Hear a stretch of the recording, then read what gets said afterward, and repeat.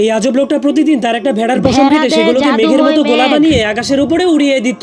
আর তার সেই জাদুর কারণে তাদের এই গ্রামে কখনোই পানির অভাব হতো না। সেই লোকটার সাথে একটা কুকুরও ছিল যে সবসময় তার সাথেই থাকতো আর তাকে বলতো আজকে কোন ভেড়াটার চুল কাটতে হবে। কিন্তু একদিন সকালে কুকুরটা দেখতে পায় লোকটা এখনো ঘুম থেকে উঠছে না। এই জন্য সে ঘরে যাওয়ার পর দেখতে পায় সেই লোকটা চিরদিনের জন্য ঘুমিয়ে গিয়েছে, যার কারণে সেই লোকটা আর সেখানে না থাকার কারণে সেখানে অনেক বছর ধরে বৃষ্টি হয় না। এই জন্য সেখানকার সবগুলো নদী শুকিয়ে যাওয়ার কারণে সেখানে খরা হয়ে যায়, যার কারণে কুকুরটা ভেড়াগুলোর পশম কেটে সেই লোকটার মতো মেঘ তৈরি করার চেষ্টা করে, কিন্তু সে ব্যর্থ হয়ে যায়। তখনই কুকুরটা দেখতে পায় একটা ভেড়ার পশম অনেক বড় হয়ে যাওয়ার কারণে সেই ভেড়াটা আকাশে উড়ে যাচ্ছে, যার কারণে সে ভেড়াটাকে বাঁচানোর জন্য ভেড়াটাকে ধরে একটা রুমের মধ্যে বন্ধ করে দেয়। এমনকি বাকি সবগুলো ভেড়াকেও সেই রুমের মধ্যে বন্দী করে দেয়। কিন্তু তখন একটা ভেড়া জানলা দিয়ে বাইরে বের হয়ে গেলে কুকুরটা তাকে ধরার জন্য তার পিছু করতে শুরু করে দেয়। কিন্তু তখনই ভেড়াটা একটা কাঁটাযুক্ত ঝোপের মধ্যে আটকা পড়ে যায়, যার ফলে তখনই চমৎকার ভাবে সেই ঝোপের ভেতর থেকে মেঘ বের হতে শুরু করে দেয়। এটা দেখার পরে কুকুরটা জলদি করে সবগুলো ভেড়াকেই কাঁটাযুক্ত